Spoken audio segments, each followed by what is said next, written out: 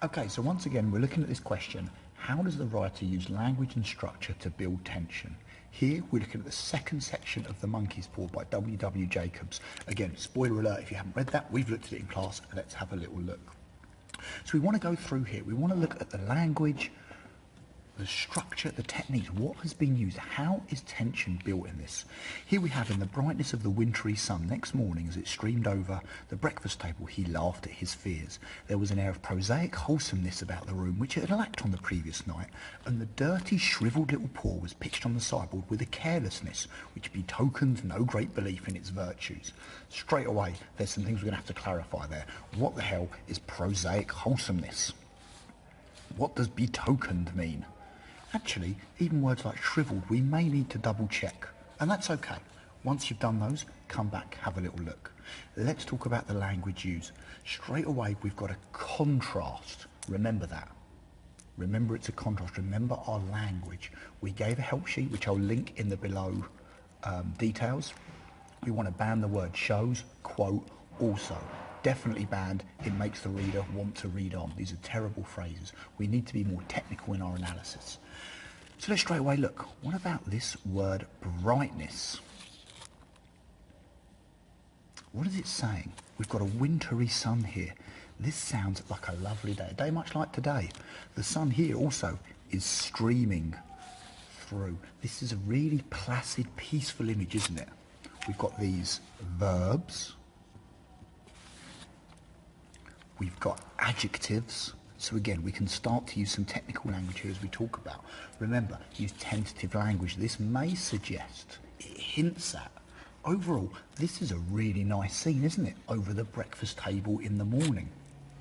He laughed at his fears. We know from the previous chapter that's talking about Mr. White, the father. He's laughing at his fears. It's the day after. The night before, we had all that horrible weather. We had the creepiness of the paw. Did it move? Did it not? Would it bring misery? Today, he's laughing at his fears. Is he right to? We know this is a technique here, when we're talking about the weather, is pathetic fallacy. The weather is reflecting his mood. He's in a good mood, so it's a nice day outside. Last night, when it was raining, the roads were flooded, he wasn't in too bad a mood, but that reflected the whole dread and the ominous atmosphere that was taking place. Here, it's bright in the morning, it's wintry sun, so it might be cold, but it's still a warm sun when you feel it, and it looks nice coming through the trees. It streams over the breakfast. He is laughing at his fears. He's not afraid anymore.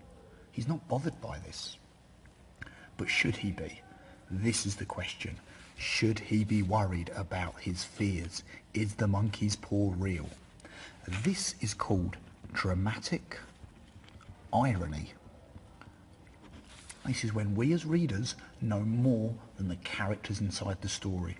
We know this is a Gothic horror story. We know it's probably going to end badly. And as such, we know he's heading for a fall. You were right to be worried. You shouldn't be laughing at it. When you laugh at the devil or at evil, it will come for you. We know this. We know they can't be trusted. As a result, it's making us wonder what on earth is going to happen. Is he going to get his £200? If it is, how is it going to happen? Or what's going to happen next? We know the last guy wished himself to be dead after his first two. We know the Sergeant Major gave away because he was too worried what was going to happen. What is going to happen to him? So again, think about our alternative words of contrasting language. In contrast to the previous night, the weather is described as a wintry sun. It streams over the table. You can use those as quotes or just embed them to show you've known about them. Okay? Adjectives such as wintry suggest that although it's a cold day, the weather itself is still nice.